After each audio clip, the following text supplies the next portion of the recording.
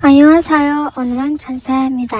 сәлеметсіздер ме? Сіздермен бүгін Жансая. Екінші сабаққа қош келдіңіздер. Бірінші сабақ ұнады деген ойдамыз. Өте керемет нәтиже көрсеттіңіздер. Ал ендеше екінші сабаққа кеттік. Екінші сабақтың тақырыбы буындар және буындардың түрлері. Корей тіліндегі буындар слоги деп аталады. Бұл тілдің негізгі құрылымдық бірлігі. Әрбір буын дауыссыздан басталады және әдетте келесі құрылымдардың бәріне ие болып келеді. Бірінші құрылым дауыссыз, дауысты ки-би. Мысалы, ки қосылған а, к болып оқылады, ал нын қосылған а, на деп оқылады. Ал екінші құрылым бізде дауыссыз, дауысты, дауыссыз. Ки, би, ки. Мысалы, кат, пап, пап. Бұл түрі сөздердің ішінде көбірек қолданылады, сонда патчин болса жабық буын деп аталады. Ал үшінші құрылым бізде дауыссыз, дауысты, дауыссыз, дауыссыз. Ки, би, ки. Бұл сирек кездесетін жағдай, көбінесе қосымша дауыссыз әріп қосылғанда пайда болады. Мысалы, опта, анда.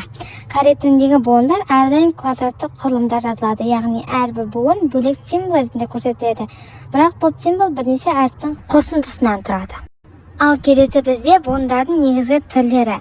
Буындардың негізі үш түрі бар: ашық буын, жабық буын, қосарлы, дауыссыз буын.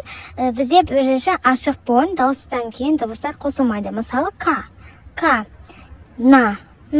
Ал жабық буын дауыстан кейін дауыссыз келеді. Мысалы, кат, пап. Қосарлы дауыссыз буын бізде дауыстан кейін екі дауыссыз қосылады. Мысалы, опта, анта. Корей тіліндегі ұйын әріпі буында екі түрлі рөл атқарады. Егер ол буынның басында тұрса, дыбыссыз оқылмайды. Егер соңында тұрса, ан деп оқылады. Мысалы, кан, пан.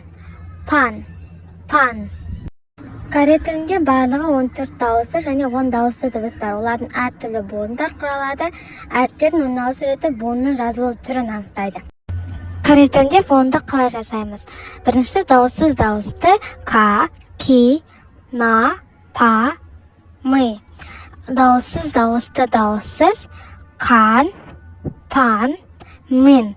Буын дауыстыдан басталмайды. Басылатын болса да алдына ұйын әріпін қоямыз, бірақ ұйын әріпі сөздің басында келгенде оқылмайды. Мысалы, ангён.